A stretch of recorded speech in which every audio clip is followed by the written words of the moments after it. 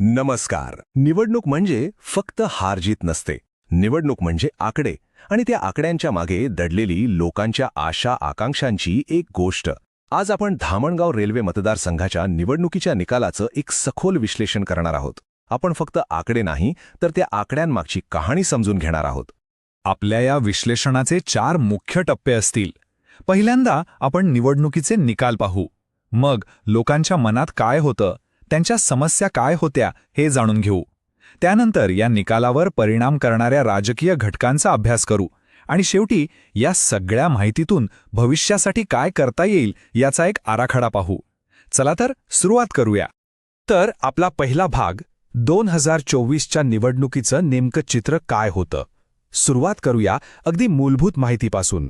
आपण ज्या मतदारसंघाबद्दल बोलतोय तो आहे महाराष्ट्रातील अमरावती जिल्ह्यातला धामणगाव रेल्वे मतदारसंघ. या विशिष्ट भागातील राजकीय आणि सामाजिक परिस्थिती समजून घेणं आपल्या विश्लेषणासाठी महत्त्वाचं आहे. आणि हा आहे तो आकडा जो या संपूर्ण विश्लेषणाच्या केंद्रस्थानी आहे. 16,228. हा निव्वळ एक आकडा नाहीये. हा विजया आणि पराभवामधला फरक आहे. इतक्या मतांच्या फरकाने निकाल लागला. जेव्हा फरक इतका मोठा असतो तेव्हा आपल्याला थांबावं लागतं आणि विचारावं लागतं की असं का घडलं. इथूनच आपल्या कथेची सुरुवात होते. आता मतांची टक्केवारी पाहूया. भाजपाला जवळपास 49.5% मतं मिळाली आहेत, तर काँग्रेसला 42.5% आसपास. म्हणजे सरळ मतांमध्ये 60%पेक्षा जास्त फरक दिसतोय. ही एक लक्षणीय आघाडी आहे, यात शंका नाही. पण राजकारण कधीच इतकं सरळ सोपं नसतं. जेव्हा आपण संपूर्ण मतांची विभागणी पाहतो तेव्हा एक तिसरा महत्त्वाचा खेळाडू समोर येतो, वंचित बहुजन आघाडी. त्यांना मिळालेली 4.6% मतं. जरी ही मतं कमी वाटत असली तरी ती निकालावर परिणाम करण्यासाठी निर्णायक ठरू शकतात. यालाच वोट स्प्लिटिंग किंवा मतांचं विभाजन म्हणतात. आणि हा आणखी एक खूप महत्त्वाचा आकडा, मतदानाची टक्केवारी जवळपास 70%. याचा अर्थ काय? याचा अर्थ असा की लोकांनी मतदानाकडे पाठ फिरवली नाही, ते मतदानासाठी बाहेर पडले. म्हणजे हा निकाल लोकांच्या उदासीनतेमुळे आलेला नाही, तर त्यांच्या सक्रिय पसंतीमुळे, त्यांच्या बदलाच्या इच्छेमुळे आलेला आहे. आता आकडे महत्त्वाचे आहेतच, पण आकड्यांच्या पलीकडे लोक आहेत. आणि भारतीय संविधानाने प्रत्येक व्यक्तीला सन्मानाने जगण्याचा अधिकार दिला आहे. माहितीच्या आधारे आपली मतं बनवणं आणि जबाबदारीने व्यक्त होणं हे एका सशक्त लोकशाहीचं लक्षण आहे. तर मग आता आपण आकड्यांच्या दुनियेतून बाहेर पडून लोकांच्या मनात डोकावूया. त्यांनी असा कौल का दिला? त्यांच्या समस्या काय होत्या? त्यांच्या अपेक्षा काय होत्या? सगळ्यात मोठा प्रश्न की मतदानाच्या दिवशी त्या मतदाराच्या मनात नेमका कोणता विचार होता, त्याच्यासाठी सगळ्यात महत्त्वाचे जिव्हाळ्याचे मुद्दे कोणते होते. आणि उत्तरं आपल्याला इथे मिळतात. ही यादी बघा. वीज, पाणी, पिकांचे भाव, बेरोजगारी, रेशन, आरोग्य, घरं, या सगळ्या लोकांच्या रोजच्या जगण्याशी जोडलेल्या गोष्टी आहेत. या काही मोठ्या राष्ट्रीय किंवा आंतरराष्ट्रीय समस्या नाहीयेत. या आहेत जमिनीवरच्या अगदी पायाभूत गरजा. यावरून एक गोष्ट अगदी स्पष्ट होते की प्रशासनाच्या दैनंदिन कामाचा थेट परिणाम लोकांच्या मतांवर होतो. हे एकच वाक्य तिथली परिस्थिती सांगायला पुरेसं आहे. एका बाजूला शेतकरी आहे जो आपल्या घामाचं योग्य दाम मागतोय, आणि दुसऱ्या बाजूला एक सामान्य गावकरी आहे ज्याला साध्या उपचारांसाठी सुद्धा लांबच्या शहरात जावं लागतंय. जेव्हा या मूलभूत गरजा पूर्ण होत नाहीत तेव्हा लोकांच्या मनात एक प्रकारची नाराजी तयार होते आणि तीच मतपेटीतून बाहेर येते.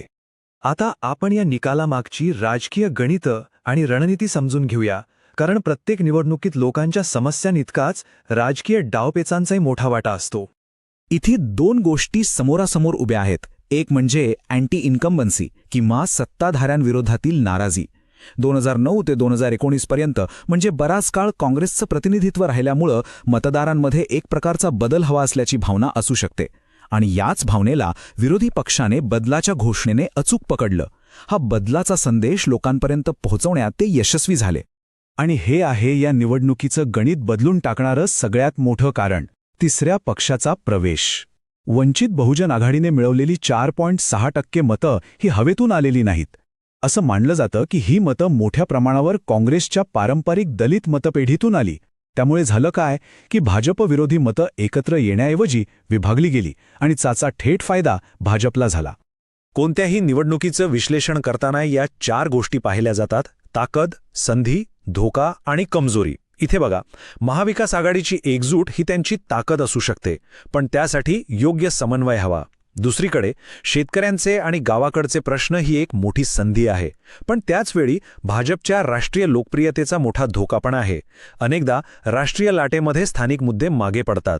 जेव्हा आपण लोकांच्या समस्या आणि मतांचा डेटा वापरतो तेव्हा त्यांची गोपनीयता आणि संमती जपण्याची मोठी जबाबदारी येते. भारताचा DPDP कायदा याच गोष्टीवर भर देतो की लोकांची माहिती सुरक्षित आणि त्यांच्या संमतीनेच वापरली जावी.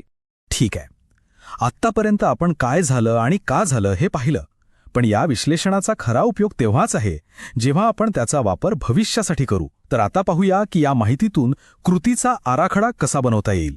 ही आहे पुढच्या वाटचालीची एक स्पष्ट चौकट. पहिलं आणि सगळ्यात महत्त्वाचं, लोकांच्या ज्या मूळ तक्रारी आहेत त्या सोडवण्यावर लक्ष केंद्रित करा. दुसरं, जे मतदार गट दुरावले आहेत त्यांच्यापर्यंत पुन्हा पोचा आणि त्यांचा विश्वास जिंका. तिसरं, प्रचाराच्या पारंपरिक पद्धतींबरोबरच आधुनिक तंत्रज्ञानाचा वापर करा. आणि चौथं, आपल्या विरोधी पक्षाची ताकद काय आहे हे ओळखून त्याला निष्प्रभ करण्याची रणनीती आखा. आणि हे आहेत काही ठोस उपाय. उदाहरणार्थ, ज्या दलित मतपेढीचं विभाजन झालं त्यांच्यासाठी विशेष योजनांची घोषणा करणं. शेतकऱ्यांचे जे प्रश्न आहेत जसे की पिकांचे भाव ते सातत्याने उचलून धरणं. जनसंवाद सारख्या कार्यक्रमांमधून थेट लोकांमध्ये जाऊन त्यांच्याशी बोलणं. आणि आजच्या काळात सगळ्यात महत्त्वाचं म्हणजे व्हॉट्सॲप आणि इंस्टाग्राम रील्ससारख्या माध्यमांमधून तरुण मतदारांपर्यंत पोचणं. आणि शेवटी या संपूर्ण विश्लेषणाचं सार या एका वाक्यात आहे: कोणतीही निवडणूक फक्त डेटा किंवा आकडेवारी जिंकून देत नाही. निवडणूक लोक जिंकवतात. पण लोकांच्या मनात काय आहे, त्यांच्या गरजा काय आहेत हे समजून घेण्यासाठी, त्यांचा आवाज ऐकण्यासाठी डेटा हे आजच्या काळातलं सगळ्यात शक्तिशाली माध्यम आहे. तर या माहितीसोबत मी तुम्हाला एका प्रश्नावर विचार करायला सोडतो. निवडणुकीचं राजकारण क्षणभर बाजूला ठेवूया. विचार करा की अशा प्रकारच्या सखोल विश्लेषणाचा वापर फक्त निवडणुका जिंकण्यासाठी नाही, तर लोकांचं आयुष्य अधिक सुकर करण्यासाठी म्हणजेच उत्तम प्रशासन देण्यासाठी कसा करता येईल. जर तुम्हाला खऱ्या अर्थाने लोकांचे नेते बनायचे असतील आणि तुमच्या मतदारसंघाचा विकास करायचा असेल तर blueprintstrategies.ai शी संपर्क साधा. आमचा पत्ता आहे mgr@blueprintstrategies.ai किंवा आम्हाला 840 416 02 या नंबरवर कॉल करा. आमचं ध्येय आहे राजकारणाच्या पलीकडचा उद्देश,